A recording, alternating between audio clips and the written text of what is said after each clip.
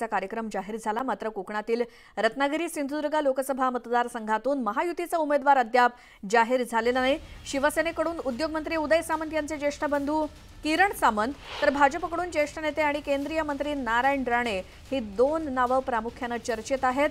अशातच किरण सामंत आणि नारायण राणे यांच्या भेटीगाठी वाढलेल्या आहेत। निलेश राणे यांच्या वाढदिवसाचं औचित्य साधून किरण सामंत यांनी नारायण राणे यांचे आशीर्वाद घेतले आणि मालवणमधल्या निलेश राणेंच्या नीलरत्न या बंगल्यावरती दोघांची भेट झाली आणि या भेटीमध्ये राणे आणि सामंत यांच्यात नेमकी कोणती चर्चा झाली याचा तपशील काही समजू शकलेला नाहीये।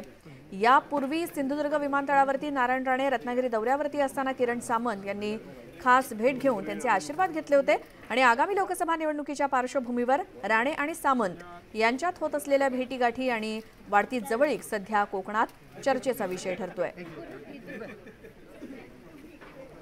अधिक माहितीसाठी जाऊयात आमचे प्रतिनिधी विशाल रेवडेकर यांच्याकडे। विशाल, काय चाललंय नेमकं सामंत आणि राणेंमध्ये?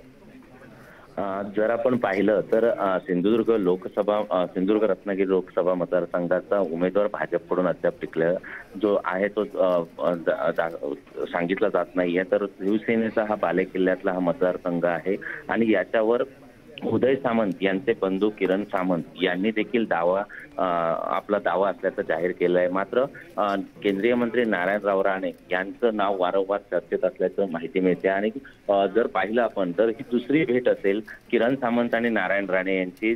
काल माजी खासदार निलेश राणे यांचा वाढदिवस होता आणि या वाढदिवसाचं औचित्य साधून किरण सामंत हे निलेश राणे यांना भेटीसाठी आले होते। याच दरम्यान पुन्हा एकदा नारायण राणे आणि किरण सामंत यांची भेट झालेली पाहायला मिळते। आगामी लोकसभा निवडणुकीच्या पार्श्वभूमीवर या भेटीगाठी तर होतच असतात। मात्र दोन्ही उमेदवार जे दावा प्रतिदावे करतायत, यापूर्वी देखील नारायण राणे यांचे पुत्र नितेश राणे यांनी देखील थेट आव्हान दिलं होतं जर किरण सामंत यांना लढायचं असेल तर त्यांनी भाजपमध्ये यावं। तर शिवसेनेचा बालेकिल्ला आहे आणि शिवसेना या दाव्यावर ठाम राहणार आहे असं देखील किरण सामंत यांनी सांगितलं होतं। त्यामुळे कुठेतरी या भेटीला राजकीय वळण लागते असं पाहायला मिळतंय। विशाल, धन्यवाद या माहितीसाठी।